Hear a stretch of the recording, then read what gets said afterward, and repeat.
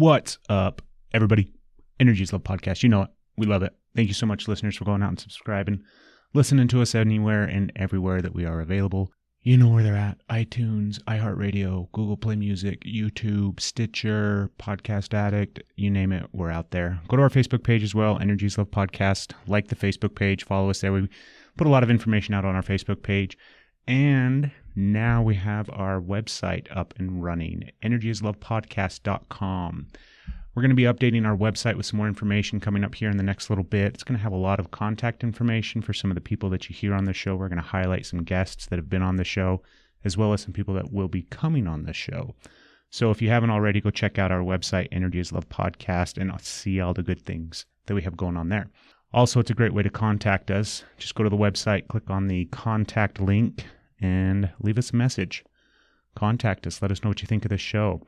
Let us know what maybe you don't like about the show, what you'd like to hear more of, what you'd like to hear less of. Also, if you're interested in being a guest on the show, that's the best way to get a hold of us. Go to our website page, message us. We'd love to chat with you. We'd love to learn about you. We'd love to bring your story out there to the universe and all of our listeners. This podcast is brought to you by Crystal Water Float Spa. Crystal Water Float Spa on Facebook or crystalwaterfloat.com. They are located in Tooele, Utah, and honestly, they're an amazing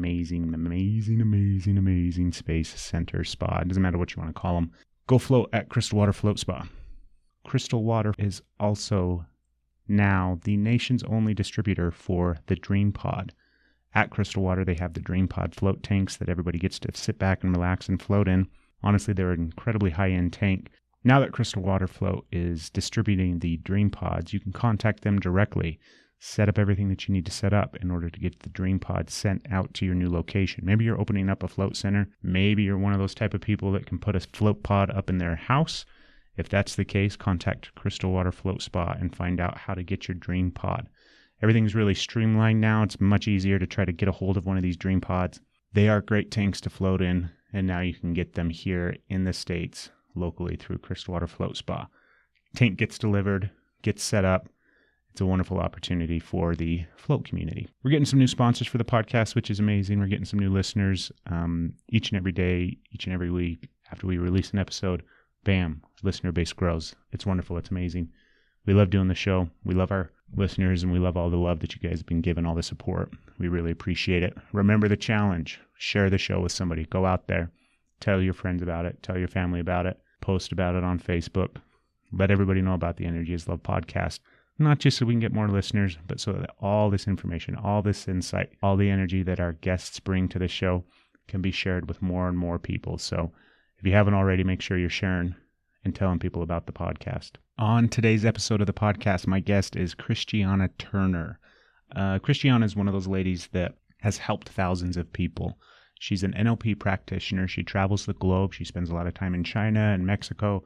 She travels all over the place teaching and helping and guiding people along their path and along their journey in regards to not just the practices of NLP and the mindsets and the different things that it brings, but also manifestation and the law of attraction. Christiane is really big into the law of attraction, and that's what she teaches in a lot of her classes when she's out there traveling the globe. Christiane is originally from Germany. That's where she was born and raised, and she talks all about her experience of coming here to the United States, how she met her husband, kind of the path and the journey that she's been on, also how she came to NLP and really embraced the universe, embraced the law of attraction, opened herself up, and now she's an amazing well, she was an amazing woman before, but now she gets to go help so many different people and shape so many different people's lives. And it's really, truly a wonderful story. I loved getting to know Christiane. She's also one of the founders and creators of the New Consciousness Expo, which is a ginormous, huge event that's held every year here in Salt Lake City. Actually, it's held down in Sandy, but it's here in Utah. You can go find more about Christiane at her website, which is quantumnlp.net. Also go to their Facebook page, Quantum NLP. And Christiane has a ton of YouTube videos available on their YouTube channel where she talks a lot about what she teaches, NLP, law of attraction, all those kind of different fun things. So go check her out. Go find all of her stuff. All the links to it are in the show notes. So you can obviously click on that and find that information there. But now sit back and relax. Enjoy this episode of the Podcast for the Universe with Christiane Turner. You're listening to the Energy is Love podcast. Energy is Love. The Energy is the Love podcast. Energy is Love podcast. Energy is love. The Energy is Love podcast. The podcast for the universe. The Energy is Love podcast. Good morning, my beautiful, wonderful guest, Christiane. How are you? I'm doing fabulous. Perfect. Thank you so much for coming out and being on the show. I really, really appreciate it. My pleasure. It's a wonderful thing to be here. Thank you, Craig. Yes. So we have lots to talk about. I have tons and tons of things that I want to ask you and questions and all that kind of fun stuff. First off, I see, because I follow you on Facebook, and we've met before in person at this year's New Consciousness Expo, and we can get into all of that kind of cool stuff that you do and everything. But you traveled to Japan, am I correct? Actually, it's China. Is it China? China. And how often do you guys go? Well, about 3-4 times a year. So I lost track at this point. Yeah. I'm not counting anymore. Yeah. And tell me about those trips. It looks like it's so amazing. Thank you. Yeah, it's a wonderful opportunity. And that's where I believe, in karma or whatever you want to call it, that everything is just meant to be how it develops. And I was always a fan of China. Even when I was a little child, I would pretend to do calligraphy and I would go to Chinese restaurants and practice eating with chopsticks. And I've always wanted to see the Great Wall. I've always wanted to see Forbidden City. Very interested in the architecture, the culture, everything about it.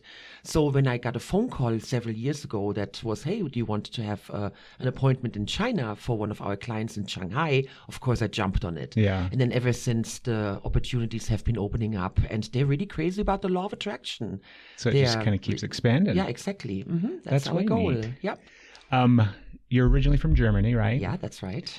Tell me about how the heck did you come to be in America and Utah, for heaven's sakes? Not that there's anything wrong with Utah. Oh, Utah is so fabulous, and I'm so happy to be here. It's been 24 years, actually. As I was driving into Tukwila, I was reminiscing about some of my experiences I had here when I first moved here, and us coming out here to go camping and playing at the Great Salt Lake. And Utah has always been in my heart, because when I grew up in Germany, we watched the movies with John Wayne. And we would see the beautiful desert, and we would, watch those cowboy Indian movies.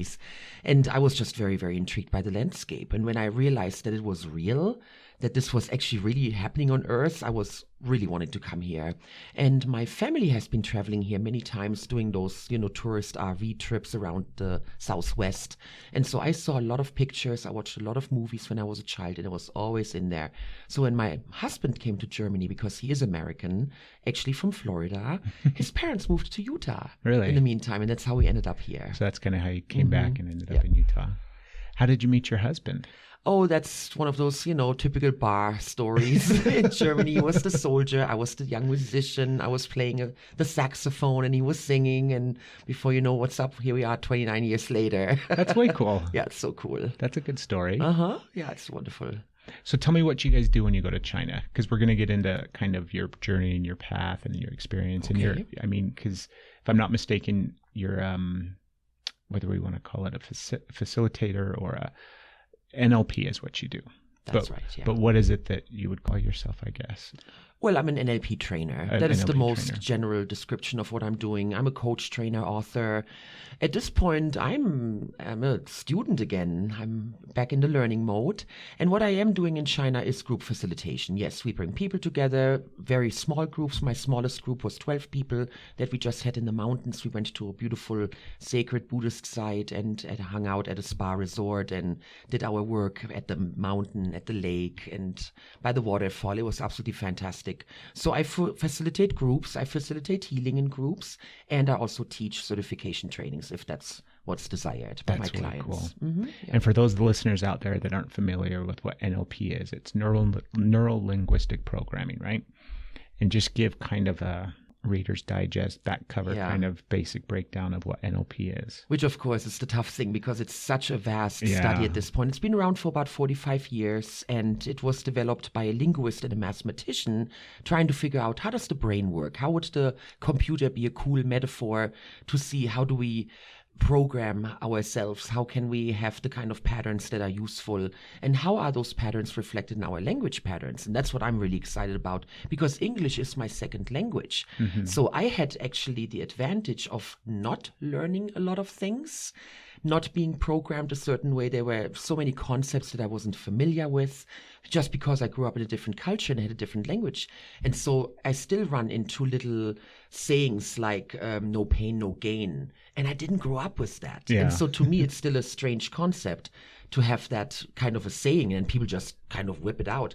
And that's what we're not aware of. What are we really creating when we say those kind of things? And how is it represented in our neurology when we have those kind of language patterns? And that's what NLP is all about, to dissect that, to see what is the correlation between what are we talking about, how are we thinking, what are our patterns, and how is that reflected in our neurological makeup? And you can change that. That's what neuroplasticity, that's what neuroscience has been clearly proving for the last 20 years, that we can change ourselves. We can change our patterns. We can change our neurology. And it usually starts with language, the way we talk about ourselves and the world. And that's what I love helping people with. And when you say change, I mean literally like change kind of the chemical makeup and the way that your brain connects and fires off and all that kind of different neural pathway stuff, right? Absolutely. And that's what I'm super excited about, because here I am almost pushing 50 and now I'm learning Chinese. And that used to be that kind of stuff that people would talk about and say, oh, that's impossible after 20 or so. Or if you're not a kid anymore, you lost it. Yeah, your brain's degraded to the point where it can't. And that's just not true anymore. We understand now that we create new neurology until the day we die. And so one of my things is all about whole brain approach. I want to teach people the importance of understanding that they can use more of their brain and ultimately have an excellent communication between the right and left hemisphere, which then lights up the frontal lobe. Yeah. And then we have enlightenment, right? That's when we have higher social conscious, we have more ethics, more values, we make better decisions. And that is my big passion, to help bring that into the world. Do you think, because there's that common saying where as humans we only use like maybe 10% of our brain capacity. Do you think that's the case, or do you think that we in fact use more, or that we can use more, get past that 10% point? I think this whole 10% talk is just a super simplification of it, because it's not like, oh, this little percentage of your brain is lit up and the rest lays dormant. The brain is always working. It's just how active are our neurological pathways. If I have a neurological pathways, for example, for speaking German, and now I am finding myself, having been out of the country for 24 years, that there are certain words that I'm searching for. And so that pathway is not as actively used, and therefore it's starting to wither a little bit. So every kind of pattern that we've had, even smoking or, drinking lots of alcohol or whatever self-sabotaging patterns people deal with, we can change those by changing slowly that neurology. How did you come to find, like, what was is NLP in regards to, because it's a form of energy work, it's a form of healing in a way, but then it also incorporates a lot of actual data and science and, do you know what I mean, things that they've been able to study and look at and observe kind of in the tangible aspect. And when it comes to energy work and spirituality, a lot of it's out there in the ethos and the out there, not in your imagination. But what was your first, how did you come to it initially? Was it, you just went to a retreat, or you went to some class or course, or how did you find it? Or did it, obviously it found you in a sense, but. It always does, doesn't it? Yeah, when the student is ready, the master appears. It's one of those typical stories when you run into the right people at the right time talking about a book, and all of a sudden, before you know what's up, you're studying a certain modality. So it was at a dinner party. I had talked about wanting to study psychology. I've always been interested in the workings of the mind and helping people. Was still kind of looking for my career path because I was not happy in the banking industry that I was in at that time. And I had just moved here, and so I met this lady. She talked about NLP. She was already a psychology student. She loved it very much. And so she gave me that book that I read, Heart of the Mind, and it totally changed my life. I looked at some of those processes. They made sense to me. I liked it. I booked a session with a practitioner, and I literally walked out of that woman's office on a cloud. I was so happy. I was so amazed about the healing that she was able to help me in that 1 hour session that we had. I did some very basic forgiveness work with some people from my past and just the way I felt about them afterwards. And I also knew that I had found my vocation. I'm like, I want to do what this woman does. And then from that on, it just snowballed. I bought book after book. I studied with friends. I went to free seminars. I started taking the trainings. I started coaching. And here I am 20 some years later. Yeah. And is this all, this is all that you do now, obviously, right? Yeah, that's my main profession. And then 10 years ago or 12 years ago, when I did start getting interested in the law of attraction, that really bumped it up for me. When I realized the marriage between the law of attraction and NLP, because it's more about, do this visualization, make a vision board and use some positive affirmations. There is so much more work that people have to do in order to truly bring themselves into alignment with what they want. And that's where NLP is an incredibly powerful resource, because we we deal with the dirt under the carpet. We deal with those patterns that we have deeply stashed in our subconscious mind. And I'm still running into those myself. Now, actually, I'm going to tell you about my project. I'm now learning to get more aware of my physical body because I used to be one of those head people and, put a lot of education and cultivation on that. And I just totally forgot about my physical body. And now that with the 50 around the corner, it's like, okay, I got to think about this. I'm mortal. I want this machine to last. I want this organism to last for a long time.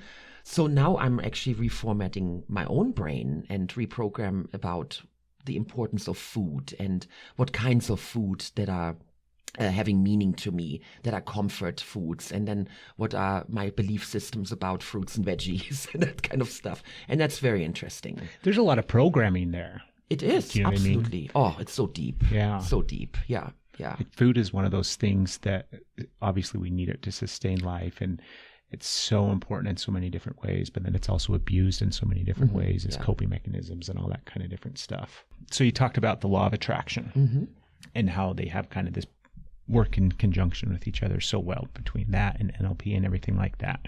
So if you were going to sit down with somebody, or if we were going to give like 3 bullet points on, because you said that, it's not just doing a vision board. It's not just, there's portions of it, and that's definitely beneficial. But what are some more in-depth things you think that people can do when it comes to manifesting in the law of attraction? So in a very typical session, if I were to bring it down to the bullet points, it's always about where are you at, where do you want to be? And then there is a bridge between what I have and what I want to have. If you have what you want, then fantastic, keep rolling. If you don't have what you want, what NLP teaches us is all we need to do is add resources. If I want to stand on a stage and give a great presentation and I feel that I need more confidence, then we can practice self-confidence and add that to that situation so that when the person then walks on stage, that self-confidence naturally comes up. And there are specific techniques that you can do to anchor that emotion to that specific environment. And that's where NLP really comes from, basically. When I learned about the law of attraction, I realized the deeper workings of the universe. And that's what I've always been searching for, is the truth, the laws of the universe, because I want it to be easy. When we believe in the flow, like in Taoism, and we are in that channel where the energy just naturally flows, then life is easy. Then we're healthy, then our relationships function, money comes in, our career flows. And that to me is what the universe is designed to be like. Yeah. To me, the universe is abundant and it is a place of flow. And so when I'm in that flow, I realize that everything is so much easier and so much more fun. And that's how I've been living my life for the last 10 years. And so that's, for example, how we ended up in the desert. As a family, we sat down, we're like, these are the criteria we have for the house, for the living environment that we want. And bam, it came. And within a month, we moved. And we've been there for almost 5 years. And every time we look around and we say, hey, this is so awesome. Thank you for letting us be here, universe. So the law of attraction brings a very interesting dimension to the work of NLP, because all of a sudden now it's about the future. It's very generative. What do I want? And then, of course, the healing aspect. What do I need to transform? What do I need to let go of that is holding me back? Where am I in a low vibration? So when I have a session with a client, it's all about how can you raise your vibration and maintain it for long periods of time? Because then, first of all, you're much more apt to deal with your circumstances and look at whatever is not working in your life right now, and you have more peace with it. You're getting into a place of more gratefulness. You can appreciate what you do have and those kind of things. And that gets the whole process going. And then after a while, because you are raising your vibration, the bad stuff just falls away. That's the magic of the law of attraction, that the people, the circumstances, the events, they just stop happening. And you attract new people, new opportunities, new circumstances. And that's what's so exciting to me when I observe people over time, what they have been able to achieve. They might come to me with a health issue and then they end up with a whole new career because they realized in their healing process that they were not doing their purpose and they were just afraid of really stepping into their power. And now here they are becoming a trainer or a coach or something like that. Yeah. So it's all about the maintaining the high vibration, and that's why the vision boards and the positive affirmations are so important, because that's the working of the mind. So that's your brain being active, your visual, auditory, kinesthetic. That's how we create things. I'm having an idea, I'm putting it out there. I want to take a trip to Salt Lake. I want to go to Egypt, or whatever it is that a person wants. I want to be pregnant. I want to have a relationship. And that is an idea, and that is in the mind. And then we see it, we visualize it, we make movies of it, we might write it down in our journal, we might use affirmations. And that's one part of the equation. And that's actually where I refer to the work of Greg Braden and what he does with heart mass. And when I started studying that, I realized, oh, that's only one part of the equation, because that's just the mind doing its work. How about the heart and the energy that the heart sends, which is actually much more important I think so. than just the pictures I'm making of my outcome. And so that's when I got really intrigued in how can I help people to raise and maintain that frequency. And that's what my whole coaching work is about. Do you incorporate any other sort of modalities or anything like that? Or is it more or less kind of gleaming information from all these different sources that you've kind of made your own in a sense? Because I think that's what we do in the realm of spirituality and in the field, whether you're somebody that works one-on-one with clients or it's a coach or whatever the case may be. I think it's taking all of this information that you get and absorb, whether it's from outside sources like Greg Braden or books or studying or courses, certifications, and then making it your own. But what other kind of things do you incorporate when you work with people? Like you said, you cannot just stick with one modality, especially when you have studied a lot of different stuff. So shamanism is always at the forefront of my mind. I always work with the medicine wheel. I love to draw on the resources of nature. I work with rocks and water element. I include the elements in my work. And I do a lot of work in the desert. So that's the beauty when my clients actually come and we go on a hike. That's got to be great energy down there. And I've done it up here also. I always went up to Silver Lake. So that was always a favorite with my clients. Are we going to the lake? So definitely include nature. The shamanism, very, very important. Any kind of nature spirits, any kind of angels, any kind of spiritual guides beyond this physical realm. And then mythology. That's a very important piece. I love the work of Joseph Campbell. I love to look at people's lives from that hero journey, that quest, metaphoric level, and that really puts a lot of things in perspective for people. Yeah. I had a question. I'm trying to think what it was because you mentioned something and it triggered a thought, and now I'm trying to bring it back. I don't know if I'm going to be able to find it. Maybe it'll come around again. Let's talk about the New Consciousness Expo, because that's a big thing here locally in Utah and everything like that. Essentially, it's one of those big events throughout the year that takes place, and it's been going on for like 10 years, right? Yeah. And my wife and I this was the first year that we actually participated, and we went and did our thing, and it was a really wonderful, beautiful event. I have to give you kudos.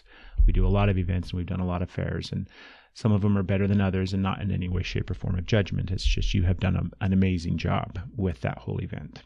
Talk to me about how it kind of came into fruition. Like, what was the passion behind it originally? Was it just a thought or an idea, or did somebody kind of prod and push you in that direction? What was it?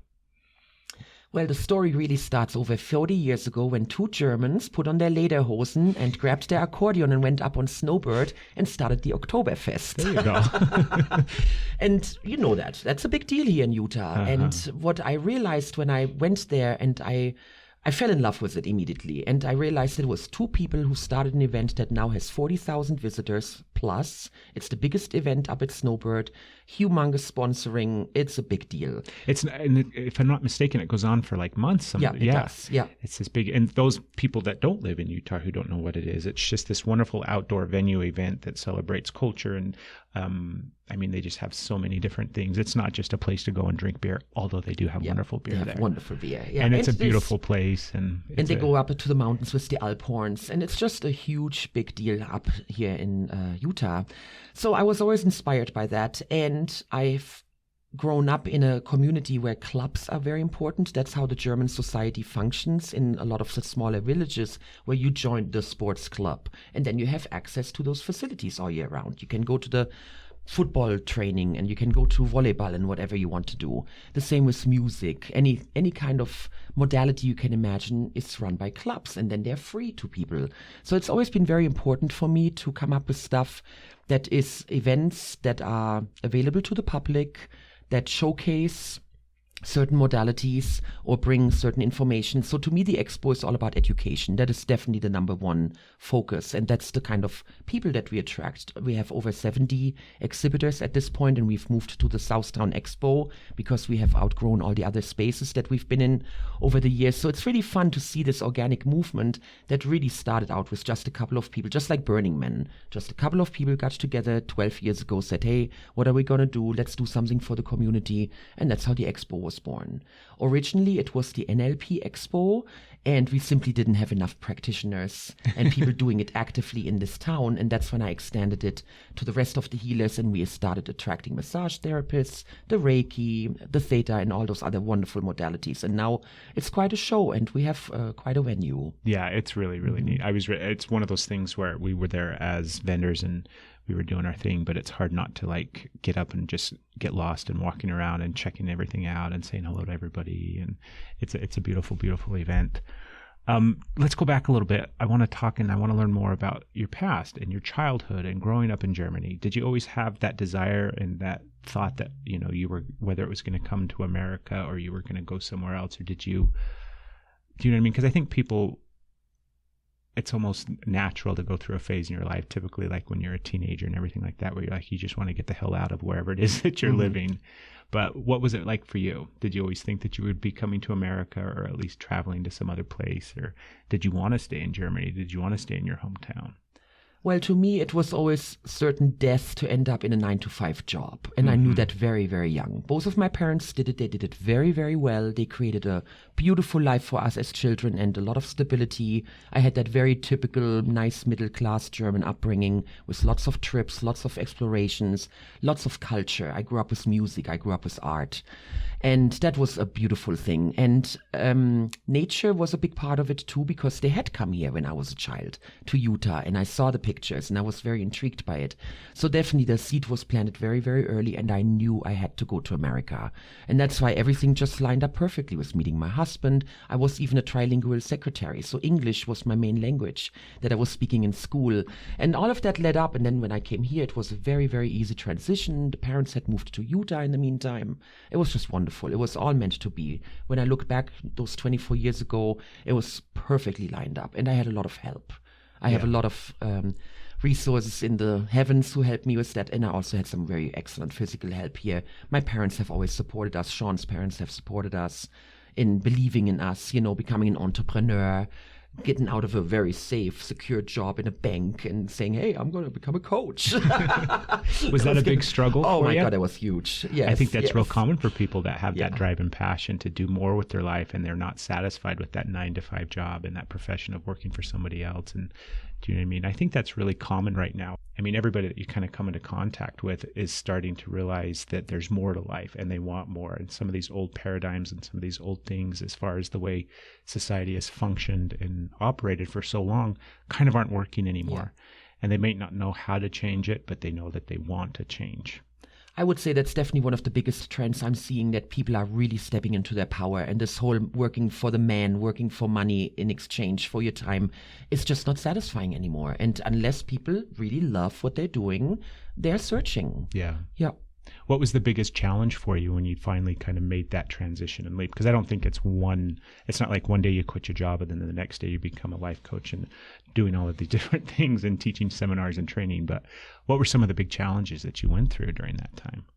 And I like how you say that, because it was not hi, I quit my job and now I'm a coach full time. I very easily transitioned into it because I was working in a training institute, and so I was building my coaching practice while I was still having a so-called full-time job as a bookkeeper, and I had my babies. So it really was all perfect. I started working from home, I cut down my hours, I started seeing more clients, they started paying me, and all of a sudden you get a trainings engagement, then the state of Utah calls you to do a presentation, and all of a sudden it just snowballed. And it was a very gradual, very nice and easy organic development. I'm very grateful for that. Yeah. Because I had little kids, you know, so now they're teenagers. See, that's the hard part, is people get stuck thinking, how am I going to provide for my family? How can I make these leaps and these shifts and changes when I have mouths to feed and clothes to buy? And I mean, it's hard. It's a big challenge. And that's exactly the kind of work I do with people to get over those beliefs. Those challenges, and challenges, because they are really only in their mind, like, this is the way it's done. The husband has to bring home the bacon, the woman stays home. And those are those social conventions. Asking me what is the biggest challenges were for me, overcoming that social stigmatism about working as a mother and those kind of things. And now my husband is the full-time home husband, and he supports my business. He helps me to manage it. And so again, that's another interesting social convention that we had to get over about what is expected and who plays which kind of funny, role. isn't it? So and funny. it's because my wife and I have that same kind of similar dynamic in different ways. But it's like when I first had my children, I was a stay-at-home dad, and so do you know what I mean? At the time, my current wife, she was the one that went out and worked and did everything, and it was really challenging to kind of. I felt okay, and my wife and I knew that we were in this situation and everything was okay, but obviously it's difficult dealing with the stigma or the beliefs or the thoughts of other people. But then at the same time, I still had some of that stuff that would creep up in me where I would struggle in that balance of like my worth and my understanding of, I understand my passion here and I loved being able to stay with my children, but I still feel like I'm not contributing in some way, shape, or form. And I mean, it gets so dense and deep and heavy at times to shift out of those beliefs and change that stuff. It's definitely a commitment. Yeah. To make that kind of decision. Yeah. And again, there's a beautiful trend. You see more and more of that in magazines and people talking about it, and you meet more people where actually the father is home. Mm-hmm. And that's very nice. Yeah. You have when I met you for the first time at the expo this past year, you have a very, I know I'm not going to offend you, and by all means, hopefully I don't offend you in any way, shape, or form, but you have a very strong energy. It's very, it's powerful. It's kind of thick, but not in a dense kind of, do you know what I mean? Sometimes you'll encounter people that are just heavy with density and kind of, not necessarily negative, but you just have a very powerful energy behind you. I don't know how else to describe it. Have you always been that way? Do you feel like you've always kind of, because I'm sitting here thinking about a woman that, born and raised in Germany, who eventually comes over here to the States, has to deal with all the transitions of that experience. And granted, you speak English beautifully, but you still have your accent and you still have all of these different things, and trying to ingrate into a way of life that exists here. And I mean, that's just a challenge regardless of how you look at it. Was it difficult for you, or did you always just kind of have this grace and this confidence and strength behind your actions? That's nice how you say that. Thank you. Well, I can tell you that I've always been an adventurer. Mm-hmm. I would have never been happy to just sit in one place and live in the same town for 40 years. So that was always a given. I want to see the world. I want to travel. Never been scared to go anywhere with whoever and whatever transportation methods or whatever is needed to do it. And that's why I'm very comfortable in China, because I do a lot of traveling by myself.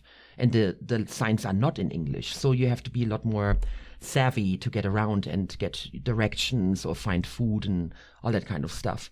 So definitely, if you're talking about a strong energy, well, being over 6 feet tall, some people have called me Gandalf.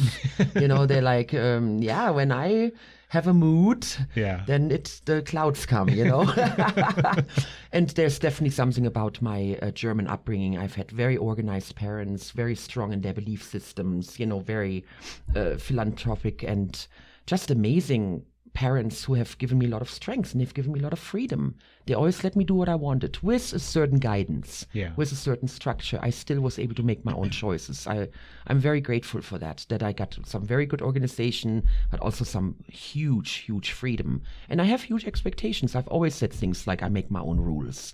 I get what I want. And honestly, when I look at my life, and I'm not talking about being a anarchist or whatever, I'm within the means of the law.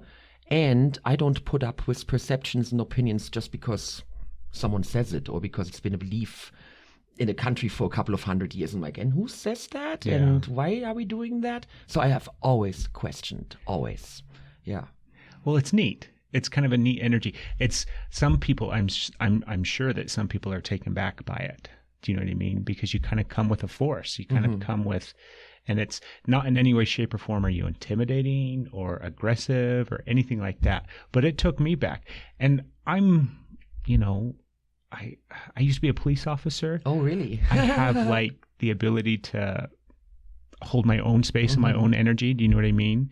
But it was just really interesting. And I don't know. It just made me wonder. I'm like, I wonder if, on your spiritual journey and on your path, if that's something that you really came into, or if that was just more or less kind of how you've always moved through life. And that's kind of what it sounds like. This is just what you are. And very important, one of my coaches said to me right in the beginning when I started my business, they said, a third of the people are going to love you, a third of the people are going to hate you, and a third of the people are not going to care. And I always somehow kept that in the back of my mind, to not worry about anybody who doesn't like me, who doesn't like my message. The first comment I ever got on YouTube when I posted a video was, first of all, they talked about a sex change. And the second thing, they talked about my accent sounding like Arnold Schwarzenegger. And I wanted to crawl into a hole. And I never wanted to make another video. And so now I've laughed about it about 1 million times. And thank you, Guy, whoever that was, who wrote that, because you helped me overcome that hurdle. And I just don't care anymore. Yeah. The people who resonate with my message show up, and those who don't, they just are not part of my sphere. Yep. It's a good example of how to take even negative energy, or what we would label, and just kind of turn that into that positive and let it be the fuel and the fire to kind of push you on. I want to go back a little bit, because you mentioned one of the things when you were talking about the NLP and the way that you can mold and shape the brain and the mind and things like that. And I loved your description of how, you've been here in the States for 24 years. You haven't really used your German. And when you go back, or when you try to speak, and you have to search for words sometimes, and that pathway has kind of gotten smaller or more winding because you don't use it as frequently. What are some ones that you've had to deal with in regards to kind of, other than that, where if we think about it and we break it down in that way, where this is my programming in a sense that I either have to change or alter, but what are some other things that you've been challenged with? I want to make it relatable to our listeners. And so one I'm going to choose is the idea that you can't make money with what you love. And after a lot of soul searching, after a lot of looking at my family system and the stories that I was fed when I was a little child about my parents' upbringing, their parents and their parents, there was a pattern of highly artistic in the musical realm, but not supported. Where, sorry, you're not going to make money with that. It's called a breadless art. We actually have a word for that. It's called a breadless art. You're not going to make your bread with that kind of engagement. The same with a dancer or a singer, a musician. And that definitely impregnated deeply into my psyche when I came to America. And I sabotaged myself for a few years until I said, finally, what is going on? Why am I stuck at this level and I'm not able to get beyond this plateau? And then I did some NLP with myself and found out, there is some deep, deep old belief. And then there is this whole idea about loyalty. So if I'm now breaking this old pattern, am I disloyal to my ancestors? And subconsciously, that is a very big deal for us. When we see our ancestors struggling with a certain disease, perhaps, or a certain pattern, some self-sabotaging pattern, whatever it is, and then we're choosing not to do that, there is a part of us that feels like, oh no, I'm not honoring my family now, or I'm not a good daughter anymore. I'm not part of the system. Supporting them through that, exactly. Or whatever. Yeah, I'm not doing what you guys are doing. I'm different. So that was a biggie. I've worked through that, and obviously that's been working because I've been having a lot of fun. And then I have some other one that come to my mind. The weight thing. There is so much still energetically in my family system about the Second World War, where they did have to go into the fields after the farmers had cleaned them off and found some more potatoes so they would survive. And so food has been a huge coping mechanism in my family. And to overcome some of those patterns, as well as disease, this whole idea that we have to have certain diseases as we age. And those are the things that I'm challenging. And I think that's a really interesting one. I think because you see people who, like there's somebody that I follow on Facebook. He's a photographer, and he shoots in regards to yoga and things like that. So he'll have these beautiful shots of people in a yoga pose all over the world and all these different professions and things like that.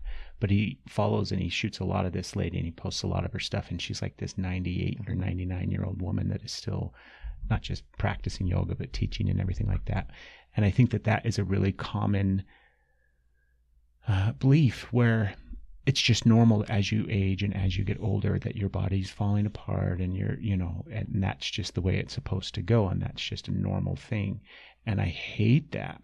I hate that for myself alone. I hate that idea, but just that overall kind of societal viewpoint of, this is a good example. We have kids and everything like that, and we don't take our dog to the vet. Okay. our dog's healthy, I don't see any reason to go and take him to the vet yearly and get him checked out and have immunizations and everything. And my kids are mad. We're not taking care of the dog and we're not giving him that, and I'm like, the dog's fine. But it transitions to us as well, where it's like, if I'm healthy and I feel good, do I really need to go see the doctor every year? Or do I really need, do you know what I mean? That's a really big issue, I think, where people just think as they age that they're going to get old. And they're not. I think it's just a complete misnomer. Do you think there are common, so when we say that there's these challenges and these things that people typically have to move through, you listed off a couple kind of the belief about making money by doing what you love or that you're passionate about, or food and weight and things like that. Do you think there's a general list that people typically deal with just because we're all so similar in regards to being the same species and existing on the same planet? Or do you think they're just so varied and different? And does that make sense? Mm-hmm. Yeah. And funny enough that you're saying that, because I do talk about that frequently, actually. What are the patterns? What are the themes that I see? And ultimately, no matter what culture I'm dealing with, because I'm also teaching in Mexico and I'm also, of course, in Germany. So it really doesn't matter what culture we're in. It's all about, I want to be my authentic self. I want to be loved for who I am. I want to deserve a good life. That are the yearnings that everybody has. The stories are absolutely varied. The circumstances that people had to go through are also very varied. And what I find is everybody has had some kind of abuse. It just depends on what kind of level. And it might have been horrendous sexual and physical abuse. It might have been very mild verbal abuse through incessant criticism. And I feel that everybody carries some kind of a burden, some shackles, some chains around their feet and things that they just haven't been able to overcome yet. And that's what I found is the commonality in all of my clients. They all have some parts in them where they can't achieve what they want because of some past conditioning, past programming.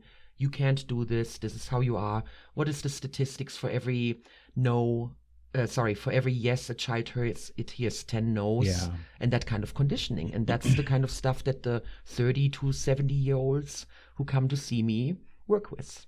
And of course, my greatest hope is that as we in our generation, let's say anybody between 30 and 70 now, who are in that parent and grandparent mode, can heal ourselves and then give different patterns to our children. Because again, how many times do they hear no versus yes, and you can't do this and you're not smart enough or whatever. I think that's really interesting that across cultures and in different countries and everything like that, that it still kind of just boils down to the same thing, regardless of, like you said, there's always going to be differences in experiences and levels of trauma and things like that. But everybody just wants to be happy. Everybody wants to be loved. Mm-hmm. Yeah. Are there because some of the things that we struggle with, I think here in the States, in America, in the United States, are strictly because of society and the views, and it's not just because we're part of that society, but it's because our parents were, so then they've got those and their parents were, and you know what I mean, the cycle, the way that it repeats like that. But do you find that in other cultures where they may be somewhat similar, but are there some that are kind of unique to Germany or unique to Mexico or China, where because of the societal viewpoint and the way that they live, they have this certain belief that needs shifting and changing? Absolutely. And I can so clearly see it, especially with China. I just got back last week, where it's all about the collectiveness. And it is all about us and we, and even how it's being represented in their language. And so I can totally see a huge cultural shift between being in China and sitting in a restaurant or walking on the street or being in an airport or being in a training, and how everybody's being treated and how they treat me and how they want me to treat them, versus here, where it's all about individualism. Like in China, you cannot go into a restaurant and order a single meal. It will be a family-style meal. So you sit there with humongous bowls if you want to order a couple of items, because it's all set up for the family. And the tables are big and round, and it's all about sharing the meal. And that seems unimaginable to me in America, to have that kind of a setup where that's just the normal way it is. Here we just get our meal, we sit down with our fork and knife, and we eat our plate, and that's it. So those are those kind of things that I'm looking at that are definitely very clear. Now, being married to an American, I can see it in my own household. And we still, after even 29 years, have things creeping up. Well, that's the way it's done. And that's very different from me from a German background with him from an American background. And you can clearly see that in how we raise our children, the kind of arguments we have about what's the right way to do it, how's the right way to discipline them, give them consequences, and that kind of stuff. It's so clear that we're from different cultures. So that gets exciting sometimes. Yeah. Exciting's a good word to describe it. It is. And it's only exciting. Yeah. Do you and your husband, is your husband, if I'm not mistaken, if I remember right, he's a NLP practitioner as well, right? Yeah, he is. So you guys have this common belief and this common way of kind of living and moving through life, right? Yeah, we have the common language, and that is very important. And we emphasize that a lot, that we do speak on the same level. Was it always that way? Yes, in general, yes. And there's always been a little up and down. And sometimes he's more up, I'm more down, then I'm more up. So we're always studying, always. And he was the guy who came to my little town. They used to call him the American because literally there was nobody else. And he was standing in front of me one day saying, I'm going to be the happiest person on earth. Yeah, right, darling. And I now understand what he means. And I understand the journey that he's been on. And in my mind, he's a genius. He figures things out on his own. It's really fascinating. He's got that ability to kind of self-analyze and go in. Totally. Yeah, that's he really tickles cool. me, even after all this time. When you talked about like that belief system in China, the we and the collective, when you work over there and when you work with clients there, whether it's through teaching classes or whatever, do you try to get them outside of that to try to get them to understand? Because first off, that's a really beautiful thing. There's an aspect of it that's really neat. Do you know what I mean? I think our society would serve much better if we could incorporate some of that. But then at the same time, there is the important part of me and I and focusing on yourself and self-love and everything like that. So do you help them in that process of trying to understand that other dynamic, or? With the opening up of China over the last 40 years, this is definitely a major issue that they're dealing with now. It is all about accepting individualism and I have needs, I have wants. That's why the divorce rates are going up.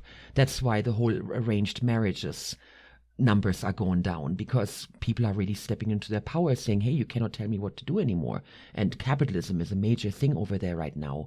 So the good things, I believe, when I would consider it a good thing, the high level of looking out for each other. And that's one of the things, for example, using food again, that you can really watch how everybody is so mindful about where everybody else is at. And, oh, do you still want a piece of vegetable from this bowl or so? And then they turn the table very slightly. So those are those beautiful aspects of that communal thinking that we would benefit from here. So it's always emphasizing the good and then taking those aspects that are not so positive and helping to transform them. So, for example, I spent a lot of time in this last retreat talking about the hero's journey and how there is still a very big perception that the journey has to be a journey of suffering. When you look at Chinese novels, Chinese movies, the way the songs are being written, their literature and their novelizations are all about the poor hero who has to sacrifice himself and then he dies in the end. And really, when you look at a lot of movies, that's what the story is. So that's something that we really challenged in our last group, and people made a commitment, of course, with the law of attraction, understanding how that works and that it is about the high vibration, that this old belief, no pain, no gain, you don't get anywhere without suffering, might not be as we believed them, and they might not be as true as we held them to be true for 2,000 plus years. I think about that one all the time, where it's like my belief has shifted and changed, so continually over the last probably 5 or 10 years.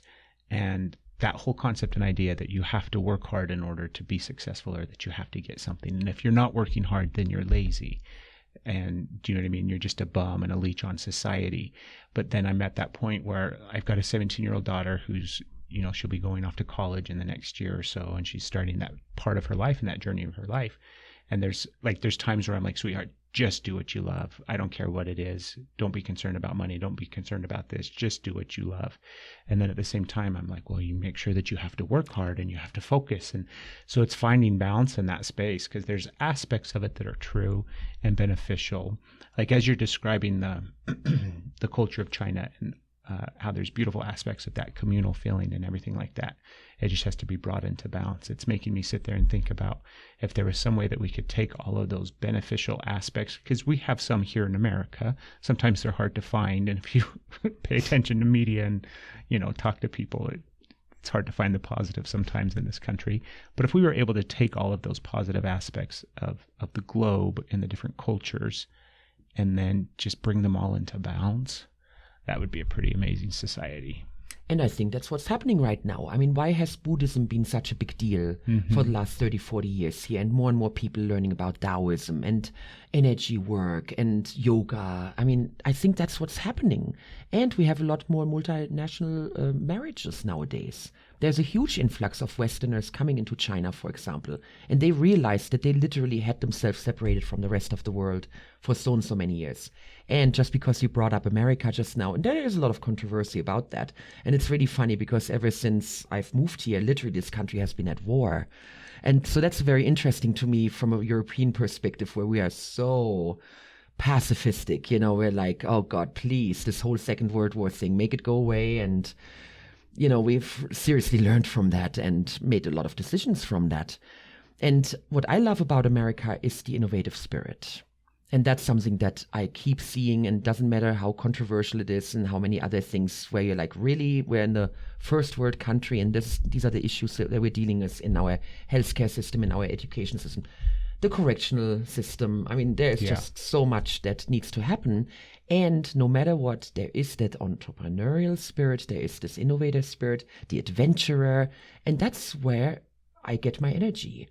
And that's why I love living in the desert. That it is the pioneer spirit. Seriously, when you sit there and you don't see a gas station for 100 miles. That's quite something nowadays beautiful. On the planet. That's nice, yeah. That's really cool, And I love that about Utah. I love that about America, that there's so much space and people are so free in their thinking, in our vision. And they're willing to take the risk, and I like that. So that's what the Chinese look at America saying, we love what you guys are doing. That's what they want to bring forth and exactly. kind of start in. That's interesting. So they want more of that individualism that we are so good at here.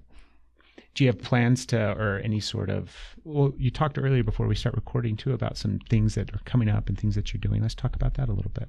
Well, this is what I'm really excited about. I grew up Christian, and I started questioning my church very, very early when I learned about heaven and hell and how you're going to burn for your sins. And then I learned about karma. And so as I'm dabbling in other religions and philosophies throughout my childhood and teenagehood, I was really confused about what is God? What is the universe? What are the rules of the universe? What are the laws? How can I create a beautiful life and somehow make my way to heaven? That was kind of the thought at that time. So I've always been struggling with this. I've always been questioning it. And then I did the whole, let's get away from it. I'm not going to deal with the Catholic Church, and I'm not a Catholic anymore and all that. Well, try that with the name Christiane, which is, the name means the follower of Christ. Yeah. And literally when I had children in my 30s and then I came around to it. So I've been on a very big healing journey and finding my own relationship with God, finding my own relationship with Jesus, with the Catholic Church. And that's become a very beautiful, abundant and fruitful relationship. And every time I go home, I love going to the church that I was baptized in, that I got married in. I always light candles. I have a lot of rituals. I go to the services. And now I can look at it. And that's exactly what happened in May. I was there with my father. I love to go to church with my dad. And I was singing a hymn, and as I was looking at the words, I'm like, oh my God, it's the law of attraction. It's just their way in the medieval ages of, that's the way it's being put into words, and that's the way that we can explain how the law of attraction works and how the universal laws work. And in that moment, it all came together. All the different religions, all the different philosophies, quantum physics, everything came together. I'm like, oh, it's just a different way of looking at it. It's just a different language to describe the same principles. And in that moment, it all came together for me. The other thing is, I grew up where Hildegard von Bingen was doing her work, and she was a major mystic and visionary in the 11th century. And she was quite a revolutionary. Now What was her name again? Hildegard von Bingen. She was an herbalist. She had visions. She was literally one of the very first women in Europe who was acknowledged by the Pope to not be a devil worshipper, and that her visions actually were from God. And she got sanctioned, and then she traveled Europe. And she became a very famous healer and visionary for many dignitaries and royalty and people. So growing up in that vicinity always had a special meaning to me, and my sister and I visited the place where she became the abbess, and we made a decision that we're going to walk the El Camino, which is the St. James Way in Spain. It's 500 miles, and we're doing the first part of it, which is 200 kilometers, about 150 miles, next October. And that decision spurred a whole new journey for me, because I have to get in physical shape to be able to do it, because right now with being 40, 50 pounds more than I want to be, it's going to be a lot more weight to drag on the path. I have zero endurance when it comes to walking 15, 20 miles a day. I don't remember the last time I've done that, okay? I mean, I'm active in the desert. Yeah, we're but out. there's something different. And it's different having a backpack on your back and doing it for 10 days straight. So that's all the stuff that went around my head first, when I made the comment, let's do it. And then, no, perhaps wait not. a minute. Wait a minute, what did I just say? Yeah. So I've made it a project. I've actually decided I'm going to write my book about it. So this is my new project that I'm working on. I'm in the journaling, I'm in the post-it note part of it. The working title is From Couch Potato to Pilgrim. And it really is the next level of making peace with my Catholic upbringing. It's making peace with the way I've viewed the Bible, how I've viewed religion in general in this world. And it's also as a special honor to my father, who is a very devout Christian. And I think he is the one who really practices the golden rule exceptionally. And so it's an honor of him. It's an honor of my ancestors. And I'm just really excited about it. And it's also a very great target for me to shed a certain amount of weight, to do more physical activity. So, for example, I've made a goal that I'm going to walk over 150 miles this next 3 months. And I just logged 22 miles this last week. And I don't remember the last time I did anything like that. So that's wonderful. It's got a lot of benefits then, huh? Yeah, and it gives me a lot of, it's a great goal. I love it. And I know there is a spiritual journey around it too, because I'm turning 50 next year, and I know there is a lot about that. That is a major threshold for me. And that's when the trip is next year. Yeah. Mm-hmm. That's very cool. Yeah, it's awesome. I'm so excited. That's going to be neat. It's going to be so neat. Like you can see so many different aspects of that you're going to glean from and gain from. And it is a multifaceted experience. Yeah. Some people see it as a hike, but it's a spiritual pilgrimage for me. For sure. Yeah.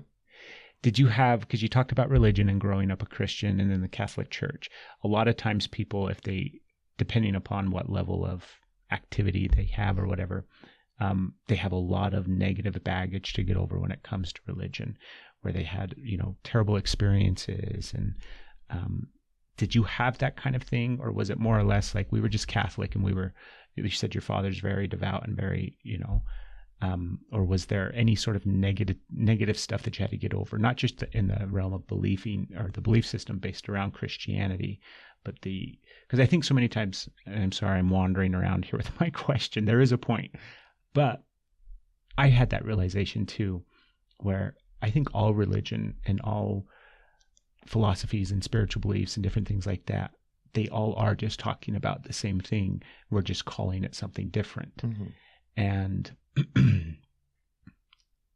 I don't think it's until people get involved in the way that people are just simply human and we have the ability to screw things up. So did you have any negativity in regards to religion that came because of people and the way that they would taint it, and negativity and viewpoints and, being ostracized for this or that or the other? Or was it more or less just kind of wrapping your mind around the concepts and idea and the belief behind like your own personal relationship with God? So Gosh, that was a big question. That's a big question. I'm thinking because I'm going back 40 years here. I've been very lucky that the little town that I grew up in was very liberal. We were in the American sector, and just across the river was the French sector, and it was quite different there. So I can definitely tell there is something special about where I grew up. And we're a party town. We're famous for our festivals. Seriously, there is something in our genes about we love to party, we love to gather, we love any kind of art, cultural exchange and all that. And that also definitely influenced our church practices. So yes, I was one of those little altar girls, and I was in the choir for a while. I was always making music. I was always in, serving at the special meals that we had and all that. So definitely high involvement, just like here in Utah, where there is a lot of social structure provided by your church. That's a beautiful thing. And I was very lucky because the priest that we had was, again, very young, very liberal. He would hang out with us. We would listen to Pink Floyd, The Who, Alan Parsons Project, discuss philosophy. That's not that bad. Yeah, it was pretty cool. good. It was really cool. And I'm very grateful for that. And I know these people still. After almost 40 years, they are still in my heart and my mind. And there's this one, he was a chaplain who was only there for a couple of years. And I was just so having wonderful discussions with him. And he was very influential. And now he's a famous priest somewhere. And I need to write him a letter just saying, hey, it's me. And I just want you to know that you really influenced my life in a positive way. They were always questioning. They were always looking more at the message of Jesus than Bible thumping. I didn't grow up with Bible thumping. I've never read the Bible myself, to be honest. Oh my God, I can't believe I just said that on air. Yes, I didn't. I watched Ben-Hur. Does that count? There you go. I did read it. I saw the movie. Yeah. It's a great movie. It is a good movie. That to me is the essence of what Christianity is about. So, yay, Charlton. See, I think that's so funny because that's really cool. That's a neat experience. Like if you're going to be, ingrained into a religion, not that there's absolutely anything wrong with it. It serves so many people in so many different ways. Like I said, I don't think it's until it gets tainted by man that we come into problems, but that's with everything. But that's a really neat experience, like hanging out with the chaplain, hanging out with your priest and everything like that. And that's cool. That's really neat. So I guess it was just more or less kind of wrapping your minds around really coming the doctrine. Just coming into your own kind of concepts and ideas about it. How it's being interpreted. That was my issue. Yeah. And it still is. I'm working on it. Yeah. What's hard for you to kind of get, what's an aspect of religion and Christianity, the doctrine and the teachings of it that you struggle with? The whole thing about sin. Yeah. That's the biggest. Yeah. What's the word in English? The source of sin, all that stuff. Nah. What do you think's the cause of sin? Or more or less, what do you think happens when we sin? Do you think there's some cosmic, not law of attraction, but the duality where there's the good and the bad and the evil? And it is the law of attraction, because sinning in that sense is negative thinking and doing things that are not whole-brained, that are not in the interest of humanity and the world. When things are being decided by greed and selfishness and coming from a place of lack, that to me is what I would think the Bible would call sin. So I've really been doing a lot of work to stay away from such judgments, and especially when you're talking about polarity, that's a biggie for me to deal with in China again, because they are so steeped in the yin and yang. So, when you have your abundant times, then you're going to have your lean times again. I'm like, yeah, and we need to start looking at that a little bit differently, because otherwise you never get ahead. You're always just in that middle, and then so you're having some abundant years, and then you're going to have some lean years again. I don't think that that's how it works. And so that's where I'm still the student myself. And it's challenging. Well, Hermetics has been my go-to. And I just read again the Kybalion, and I'm looking specifically at the law of rhythm and polarity, because there is one specific paragraph, and I didn't know we were going to get into that, so I would have remembered it better. It is about the master is the person who chooses where on the pendulum they're going to hang out. And so that's my quest, to master that. So that you can always be in the flow of abundance. Yeah. You can always be in the flow of happy relationships and your career flourishing. So I don't believe in that up and down anymore. So that's my personal quest, what I'm playing with right now. It's challenging, because I'm sitting there thinking about it, and I believe that you can always live in that flow. You can live in that happy, balanced place where things are just constantly beautiful.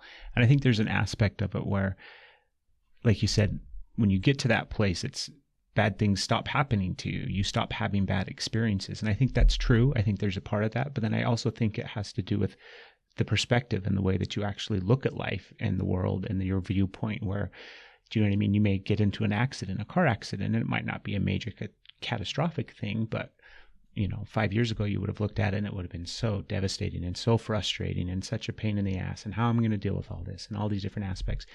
And now you're just like, it's okay.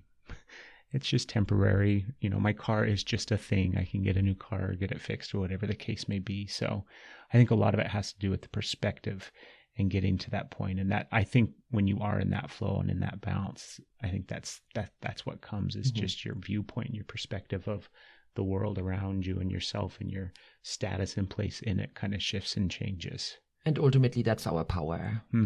Yeah. But I'm sitting there thinking, like, because the yin and yang thing, that's going to be a hard thing to get past. Because I think we don't necessarily have that. We don't label it that per se here in America, but that concept and that idea that, you know, you can't have too much good, and it has to be balanced with some bad, or you're going to have that, you know, those lean years or that. And so people, that's just a hard concept to get around and reach. I don't even, like, I'm sitting here racking my brain. I'm like, I don't even really have any answers, or more or less, it's like, that's going to be a big one, I think, for society as a whole, and like the collectiveness of the planet itself to get through. Well, trust me, we're having intriguing discussions. Yeah. So, do you think that there's an aspect, because I have this theory or this idea that you have all of these practices and all of these beliefs and all of this, when I say dogma, not in a negative way or anything like that, but things that have been practiced spiritually, energetically speaking, for thousands of years. Like, we'll have the same ceremonial practices and belief systems that shamans from 1,000 years ago were implementing. I think that because of the way energy works and the vibration in the universe and everything like that, I think those things that worked 1,000 years ago or were implemented and used for a specific purpose or reason no longer are really applicable in today's world. Not because they aren't beneficial, but because of simply the way that energy is today, because it has evolved from that point as well. It's constantly changing and moving and evolving, like just energy as a whole on the planet and in the universe. So I think that a lot of those practices are no longer applicable. Not that we can't learn from them and gain from them and glean information from them and benefit from them, but we have to really start looking outside of those practices for new and different ways, because the energy is so different than it was 1,000 years ago. Does that make sense? What are your thoughts? Well, I'm a person who loves rituals, and I'm actually thriving on the idea of doing things the way they were done 1,000 years ago, to honor that energy, to also propel it forward into now. So I'm going to use an example where doing the Christian cross when coming into a church. Is that genuflecting? Isn't that what that's called? Or maybe that's another word for something else. But I know what you're talking about. Yeah. The Father, the Son, the Holy Ghost. And since I've started studying Kabbalah and I look at the Kabbalistic cross, now when I do that same motion, I'm actually blessing myself from a Kabbalistic point of view, which is a completely different story than I'm honoring the Father, the Son, and the Holy Ghost, which I've always had an issue with, because where is the feminine in this principle, you know? Yeah. And so I've, in my own ritual behaviors, I've found that I've given them different meanings. So there are definitely old rituals, and that's what I love about tradition, because I am from a town where we've been in the church books for 2,000 years. The Romans marched through our town. That's proven, because we were on the outskirts of the Roman Empire, right by the North Limes, their big wall. And we are celebrating this year the 350th anniversary of the Black Plague being lifted off our town by God, because they went to the church and prayed, and, you know, 2/3 of the people died. And then they made a promise to God, as long as we have stone on stone built in the city, we're going to do a procession every year. We're doing a parade. We're going to honor you. We're going to different altars, and we're doing this ritual.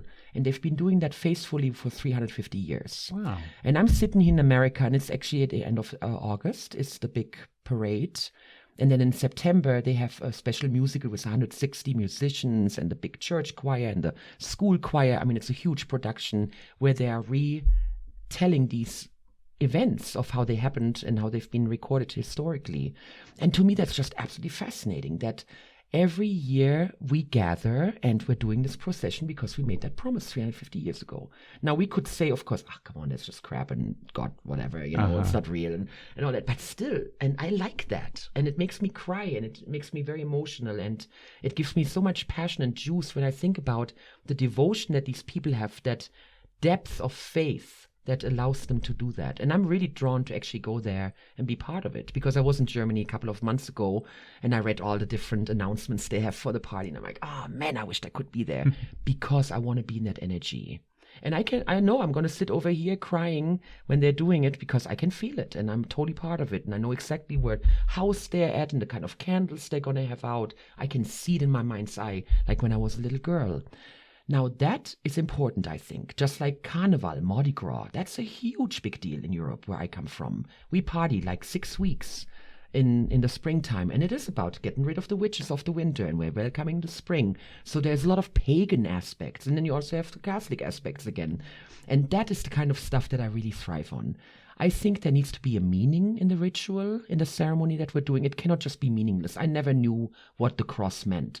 Or did you know that the word Amen is actually coming from Egyptian and means Amun? You know, that's the kind of stuff that we just need to be more educated where the rituals come from and what probably why we should have read the Bible. What we are doing here. Okay, I'm going to say something really crazy. I just found out that Leonard Nimoy, the Vulcan thing, is actually a Jewish greeting. Really? Yeah, and he saw that when he was a little child. See, now we didn't know that. Every time we do that, we are actually doing a Jewish greeting.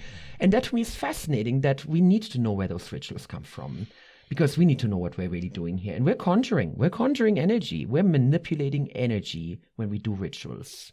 Rituals are, what is it called? They are symbols in motion. And I'm a huge believer in symbols. Just looking at your beautiful spread here with the you know, that, I mean, that influences us. It speaks to us. Yeah. It changes our vibration, just like a cross or any kind of symbol that we put our attention on. Yep. Yeah. Well, good point. I just wanted to get your thoughts. Oh yeah, that's my thought.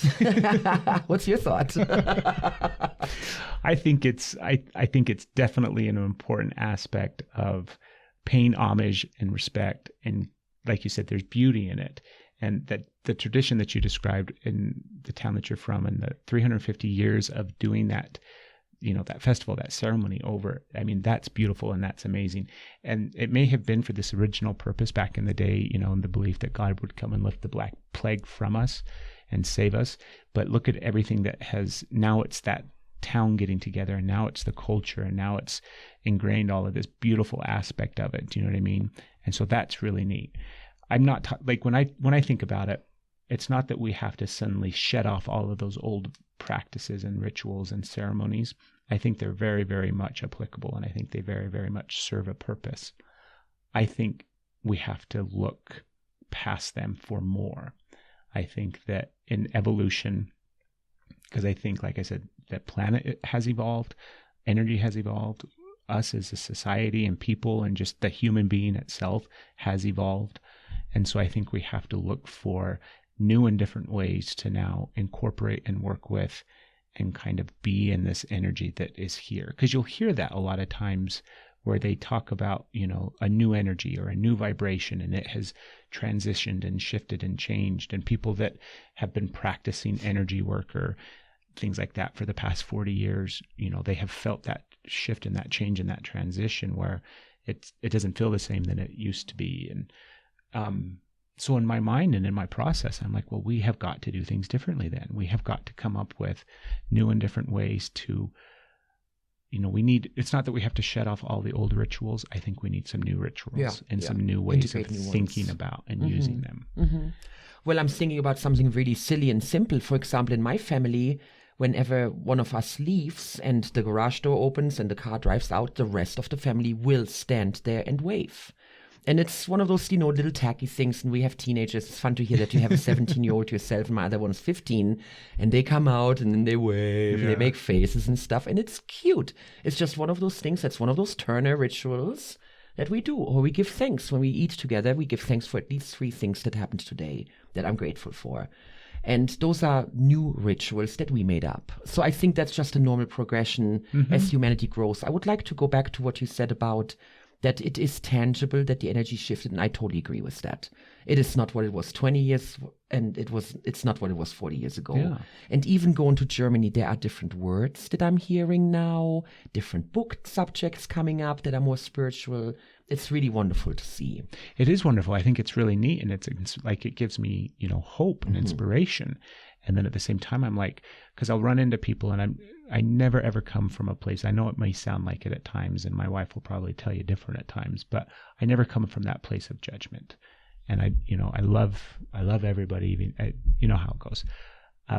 But you see people who are very stuck in a practice or in a belief system that doesn't really work anymore. Yeah. Do you know what I mean? And it's like, use it, incorporate it, glean from it, gain from it. But man, we have got to evolve. We have got to move past some of these ways that we typically think and work about things.